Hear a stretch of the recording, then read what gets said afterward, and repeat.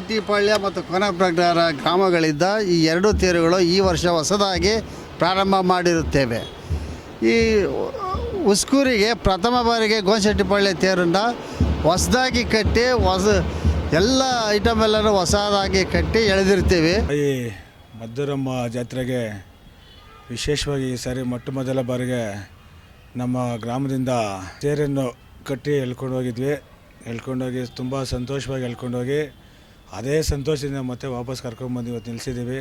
ರಾಜ್ಯದಲ್ಲಿಯೇ ಮುಗಿಲೆತ್ತರದ ತೇರುಗಳನ್ನ ನಿರ್ಮಾಣ ಮಾಡಿ ತಾಯಿಯ ಸನ್ನಿಧಾನಕ್ಕೆ ಕರೆತರುವಂತಹ ಅದು ಭಕ್ತರು ಮತ್ತು ರಾಸುಗಳ ಸಹಾಯದಿಂದ ಕರೆತರುವಂತಹ ಜಾತ್ರೆಯೇ ಬೆಂಗಳೂರು ಹೊರವಲಯ ಆನೇಕಲ್ ತಾಲೂಕಿನ ಎಲೆಕ್ಟ್ರಾನಿಕ್ ಸಿಟಿಗೆ ಹೊಂದಿಕೊಂಡಿರುವಂತಹ ಉಸ್ಕೂರು ಮದ್ದೂರಮ್ಮನ ಜಾತ್ರೆ. ತಾಯಿಯ ಜಾತ್ರೆಯನ್ನ ಸಂಭ್ರಮ ಸಡಗರದಿಂದ ಪ್ರತಿ ವರ್ಷವೂ ಕೂಡ ಆಚರಿಸಲಾಗುತ್ತದೆ. ಈ ಒಂದು ಉಸ್ಕೂರಿಗೆ ಸುತ್ತಮುತ್ತಲು ಇರುವಂತಹ 16 ಹಳ್ಳಿಗಳಿಂದ ಈ ತಾಯಿಗೆ ಮುಗಿಲೆತ್ತರದ ಈ ಒಂದು ತೇರುಗಳನ್ನ ಮರಗಳ ಹಾಗೆಯೇ ಬಡಿಗೆಗಳ ಸಹಾಯದಿಂದ ನಿರ್ಮಾಣ ಮಾಡಲಾಗುತ್ತೆ. ಸುಮಾರು 1-1.5 ತಿಂಗಳ ಕಾಲ ಗ್ರಾಮಸ್ಥರೆಲ್ಲರೂ ಕೂಡ ಸೇರಿ ಈ ಒಂದು ತೇರುಗಳನ್ನು ನಿರ್ಮಾಣ ಮಾಡಿ ರಾಸುಗಳು ಮತ್ತು ಭಕ್ತರ ಸಹಾಯದಿಂದ ತರಲಾಗುತ್ತದೆ.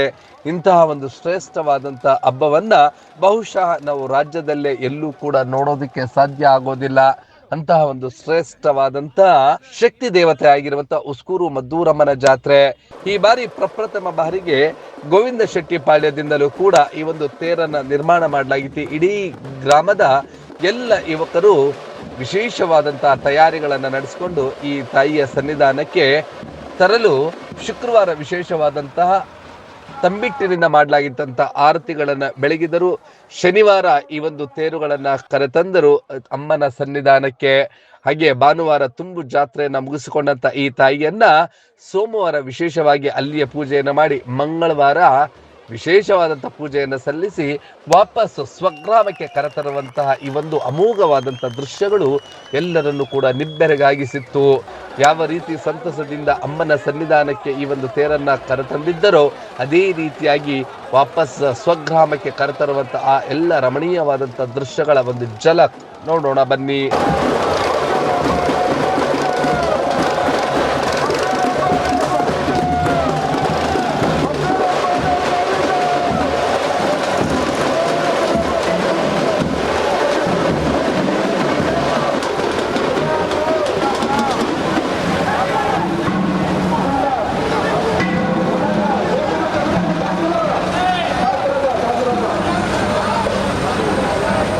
ಹೌದು, ಅಮ್ಮನವರ ಈ ಒಂದು ತೇರು ತಳುಕುತ್ತಾ ಬಳುಕುತ್ತಾ ಅಂಕು ಡೊಂಕುಗ ರಸ್ತೆಯಲ್ಲಿ ಬರ್ತಾ ಇದ್ರೆ 2 ಕಣ್ಣು ಸಾಲದಾಗಿತ್ತು ಈ ಅಮ್ಮನ ಈ ಒಂದು ಸೌಂದರ್ಯದ ಈ ಒಂದು ತೇರನ್ನ ನೋಡಲು.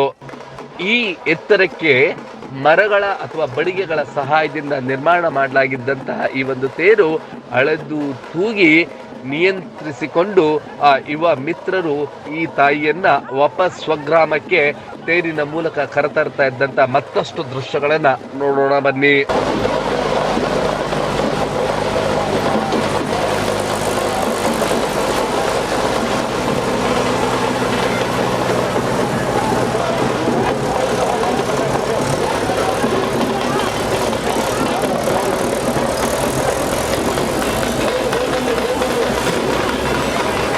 ಗೋವಿಂದ ಶೆಟ್ಟಿಪಾಳ್ಯದ ಡ್ಯಾ ಬಾಬಣ್ಣ, CSR, ಕೇಬಲ್ ಆನಂದ್ ಹಾಗೆ ಇಡೀ ಗ್ರಾಮದ ಎಲ್ಲ ಮುಖಂಡರುಗಳು ಕೂಡ ಸೇರಿ ಈ ಒಂದು ತೇರನ್ನ ನಿರ್ಮಾಣ ಮಾಡಿದ್ರು.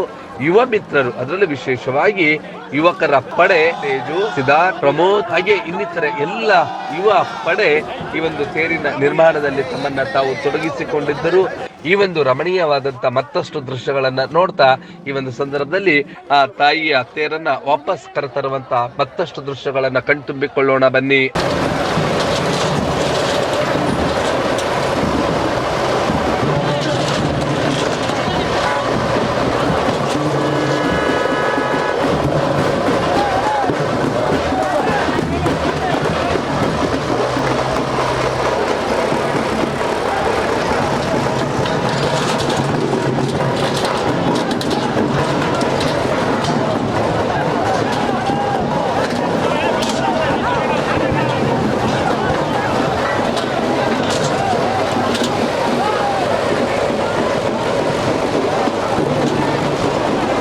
ಹೌದು, ಬೆಂಗಳೂರು ITBT ನಗರಿ, ಬೆಂಗಳೂರು ಫ್ಯಾಷನ್ ನಗರಿ, ಬೆಂಗಳೂರು ಆಧುನಿಕ ನಗರಿ. ಆದ್ರೆ ನಮ್ಮ ಪೂರ್ವಜರು ಹಾಕಿಕೊಟ್ಟಿರುವಂತ ಈ ಒಂದು ತಾಯಿಯ ಈ ತೇರುಗಳ ನಿರ್ಮಾಣದ ಎಲ್ಲ ದೃಶ್ಯಗಳನ್ನ ಮತ್ತಷ್ಟು ನೋಡ್ತಾ ಈ ಸಂದರ್ಭದಲ್ಲಿ ಭಕ್ತಾದಿಗಳು ತಮ್ಮ ಸಂತಸವನ್ನು ಹಂಚಿಕೊಂಡಿದ್ದು ಹೀಗೆ. ಬ್ಲೂಮ್ ಟಿವಿ ವೀಕ್ಷಕರಿಗೆ ನಮಸ್ಕಾರ. ಗೋವಿಂದ ಶೆಟ್ಟಿಪಾಳ್ಯ ಮತ್ತು ಕೋನಪ್ರಗ್ರಹ ಗ್ರಾಮಗಳಿದ್ದ ಈ ಎರಡು ತೇರುಗಳು ಈ ವರ್ಷ ಹೊಸದಾಗಿ ಪ್ರಾರಂಭ ಮಾಡಿರುತ್ತೇವೆ. ಈ ಉಸ್ಕೂರಿಗೆ ಪ್ರಥಮ ಬಾರಿಗೆ ಗೋವಿಂದಶೆಟ್ಟಿಪಾಳ್ಯ ತೇರನ್ನು ಹೊಸದಾಗಿ ಕಟ್ಟಿ ಎಲ್ಲ ಐಟಮ್ ಎಲ್ಲನೂ ಹೊಸದಾಗಿ ಕಟ್ಟಿ ಎಳೆದಿರ್ತೀವಿ. ಏನೂ ತೊಂದರೆ ಇಲ್ದಿರ ಇಲ್ಲಿಂದ ಶನಿವಾರ ಎಳೆದುಕೊಂಡು ಹೋಗಿ ಅಲ್ಲಿ ಬಿಟ್ಟಿರ್ತೀವಿ. ಮತ್ತು ಭಾನುವಾರ ಜಾತ್ರೆ ಇರುತ್ತೆ, ಸೋಮವಾರ ಬಿಟ್ಟು ಮಂಗಳವಾರ ಮತ್ತು ಅಲ್ಲಿಂದ ಎಳ್ಕೊಂಡು ಬಂದಿರ್ತೀವಿ. ಇದು ಮೊದಲನೇ ಬಾರಿ. ಮುಂಬರುವ ವರ್ಷಗಳಲ್ಲಿ ಮಿಸ್ ಮಾಡದೆ ಪ್ರತಿ ವರ್ಷವೂ ಮಾಡುತ್ತೇವೆ ಎಂದು ಎಲ್ಲರೂ ಮಾತಾಡಿಕೊಂಡಿರ್ತೀವಿ. ಮುಂಬರುವ ವರ್ಷದಲ್ಲಿ ಇದೇ ರೀತಿಯಾಗಿ ವಿಜೃಂಭಣೆಯಿಂದ ತೇರುಗಳನ್ನು ಕಟ್ಟಿ ಎಳೆಯುವ ಕಾರ್ಯಕ್ರಮವನ್ನು ಮಾಡ್ತೀವಿ ಅಂತ ಈ ಮೂಲಕ ಬ್ಲೂಮ್ ಟಿವಿ ವೀಕ್ಷಕರಿಗೆ ತಿಳಿಸುತ್ತೇವೆ. ತಾಯಿ ಮದ್ದೂರಮ್ಮ ಜಾತ್ರೆಗೆ ವಿಶೇಷವಾಗಿ ಈ ಸಾರಿ ಮೊದಲ ಬಾರಿಗೆ ನಮ್ಮ ಗ್ರಾಮದಿಂದ ತೇರನ್ನು ಕಟ್ಟಿ ಎಳ್ಕೊಂಡೋಗಿ ತುಂಬ ಸಂತೋಷವಾಗಿ ಎಳ್ಕೊಂಡೋಗಿ ಅದೇ ಸಂತೋಷದಿಂದ ಮತ್ತೆ ವಾಪಸ್ ಕರ್ಕೊಂಡ್ಬಂದು ಇವತ್ತು ನಿಲ್ಲಿಸಿದ್ದೀವಿ. ನಮಗೂ ಕೂಡ ನಮ್ಮೂರಿನ ಎಲ್ಲ ಯುವಕರಿಗೂ ತುಂಬ ಇವತ್ತು ಮರೆಯಲಾರದ ದಿನ ಇವತ್ತು. ಯಾಕೆಂದರೆ ನಮ್ಮೂರಿನ ತುಂಬ ವರ್ಷಗಳ ಒಂದು ಕನಸು, ಈ ಕನಸನ್ನು ಈ ಸಾರಿ ನಾವು ನನಸು ಮಾಡ್ಕೊಂಡಿದ್ದೀವಿ. ಈ ಒಂದು ಕಾರ್ಯಕ್ರಮಕ್ಕೆ ಪರೋಕ್ಷವಾಗಿ ಪ್ರತಿಯೊಬ್ಬರು ಕೂಡ ನಮಗೆ ತುಂಬ ಸಹಕಾರ ನೀಡಿದ್ದಾರೆ. ಅವ್ರಿಗೆಲ್ಲರಿಗೂ ಧನ್ಯವಾದಗಳು.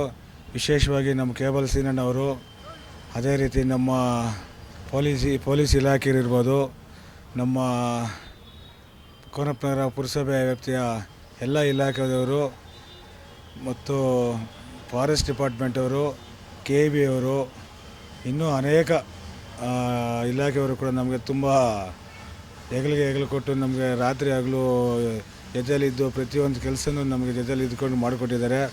ಅವರಿಗೆ ನಮ್ಮೂರಿನ ಪರವಾಗಿ ವಿಶೇಷವಾಗಿ ಅವರಿಗೆ ಅಭಿನಂದನೆಗಳನ್ನು ಸಲ್ಲಿಸುತ್ತೇವೆ.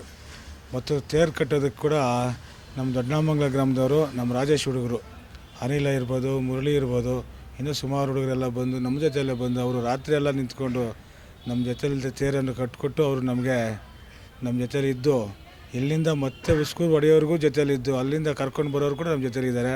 ಅವ್ರಿಗೂ ಕೂಡ ವಿಶೇಷವಾಗಿ ಧನ್ಯವಾದಗಳನ್ನು ಅರ್ಪಿಸ್ತೀವಿ.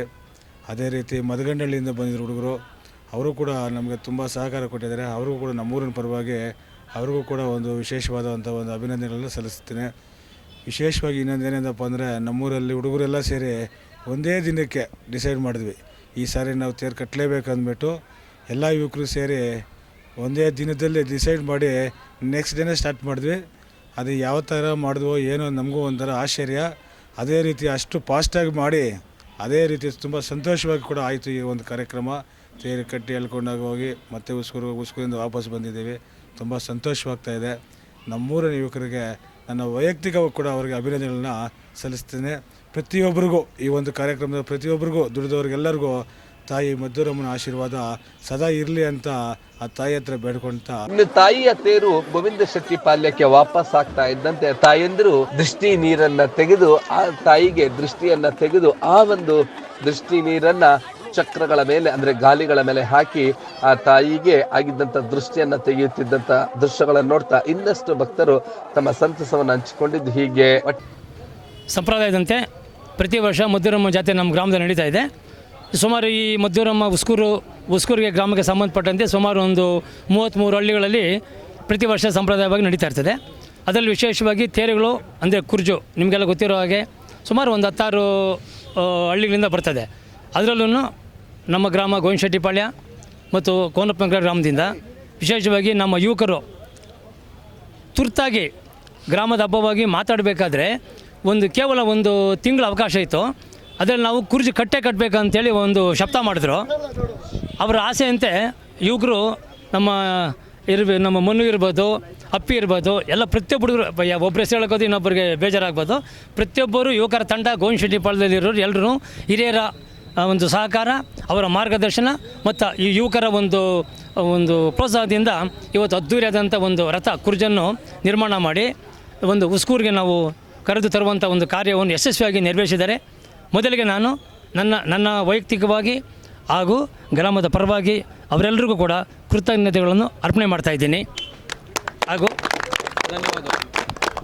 ಮತ್ತು ಆ ತಾಯಿಯ ಆಶೀರ್ವಾದ ಸದಾ ನಮ್ಮ ಮೇಲೆ ಮತ್ತು ನಮ್ಮ ಗ್ರಾಮದ ಮೇಲೆ, ನಮ್ಮ ಯುವಕರ ಮೇಲೆ ಕರುಣೆ ತೋರಿ ಮುಂದಿನ ದಿನಗಳಲ್ಲಿ ಹೆಚ್ಚಾಗಿ ಅವರು ಶಕ್ತಿ ಮೀರಿ ಶಿಸ್ತು ಮತ್ತು ಒಂದು ಭಕ್ತಿಯಿಂದ ಕಾರ್ಯಕ್ರಮ ನೆರವೇರಿಸಬೇಕಂತ ನಾನು ಕೂಡ ಅವರಲ್ಲಿ ಈ ಸಂದರ್ಭದಲ್ಲಿ ಮನವಿ ಮಾಡಿ ಕೇಳ್ಕೊಳ್ತಾ ಇದ್ದೀನಿ.